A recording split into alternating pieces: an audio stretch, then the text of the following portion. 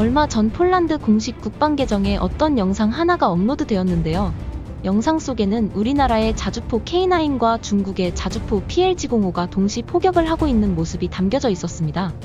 먼저 영상부터 보시죠.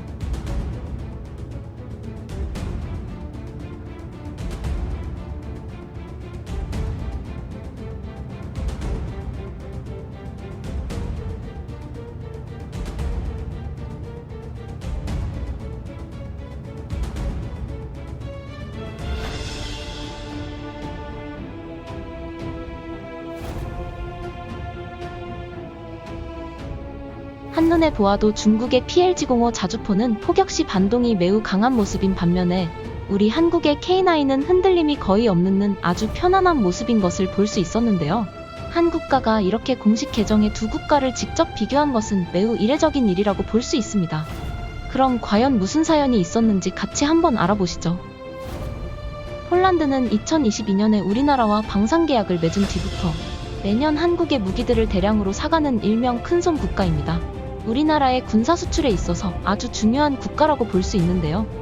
폴란드는 2025년까지 국방비를 GDP의 2.5% 수준까지 증액할 계획이며 2035년까지 총 151조를 투입해 군대를 현대화하겠다는 계획을 밝힌 적이 있습니다. 폴란드가 우리나라에 무기를 수입하며 급격하게 군의 규모를 키우는 데에는 이유가 있습니다.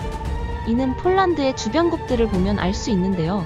서쪽에 바로 맞닿아 있는 우크라이나가 러시아의 침략을 당해 있는 상태이고 그 너머 독일에서는 재무장 선언을 한 상태이기 때문에 폴란드는 위협을 느낄 수밖에 없었을 겁니다.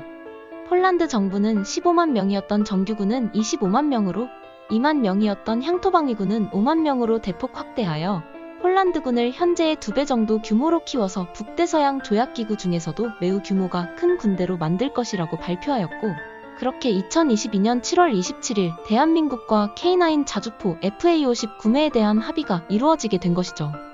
마리우시 국방장관은 협정 체결일 당일 수도인 바르샤바에 있는 폴란드 국방부 본부에서 열린 협정 체결식에서 대우크라이나 지원으로 인한 지상 공중 전력의 공백을 메꿔야 했는데 기술, 가격, 도입 시기 등을 종합적으로 고려할 때 대한민국의 무기 체계가 가장 적합하였다. 더군다나 K9 자주곡사포는 기술을 인정받고 있어서 빠르게 도입을 결정했다. 라고 한국을 치켜세웠습니다.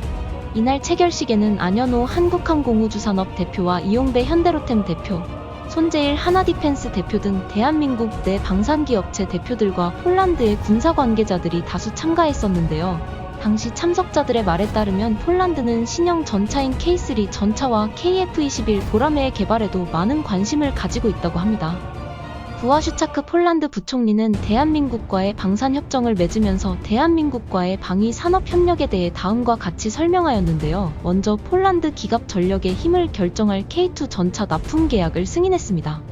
이 한국의 훌륭한 현대식 장비에는 첨단 사격 통제, 능동보호 및 통신 시스템이 장착됩니다. 첫 번째 전차는 올해 군대로 바로 이동할 것입니다.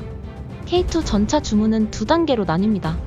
첫 번째 단계에선 전차 180대를 획득하고 두 번째 단계에선 K2 표준의 전차 800대 이상을 포함합니다. 2026년부터는 폴란드에서 K2 전차의 생산이 시작됩니다. 또 K9 자주포와 탄약 및 지휘 차량, 훈련 및 물류 패키지의 납품 계약을 승인했습니다. 첫 번째 곡사포도 올해 폴란드 육군 병사들에게 바로 갈 것입니다. K9의 인도 첫 번째 단계에서 자주곡사포 48문을 구입하는 것으로 가정하고 600문 이상이 2024년에 인도되기 시작하며 2026년부터 폴란드에서 제조됩니다. 우리는 폴란드 공군의 요구 사항에 따라 구성될 한국의 FA-50 전투기도 납품 계약을 승인했습니다. 이 계약에 따라 공군은 최대 3개 비행중대를 장비할 수 있고 첫 항공기는 2025년 중반 폴란드에 배치될 예정입니다. 첫 번째로 공군은 FA-50 항공기 12대를 인도받아 총 48대가 인도될 예정입니다. 비행기는 폴란드 공군이 제시한 정확한 요구 사항에 따라 구성됩니다. 우리는 폴란드군을 강화할 수 있는 한국의 기본협정에 서명했습니다. 한국의 군사무기는 세계 최고의 수준이며 군사력 또한 최고 수준입니다. 시간은 부족하기에 우리는 폴란드군을 더 빨리 무장시켜야 합니다. 침략자들이 감히 폴란드를 위협하지 못하도록 말입니다. 무엇보다 K9 전차가 올해 폴란드로 도착하는 것이 매우 중요합니다. 우크라이나의 상황은 더 이상 남의 이야기가 아닙니다.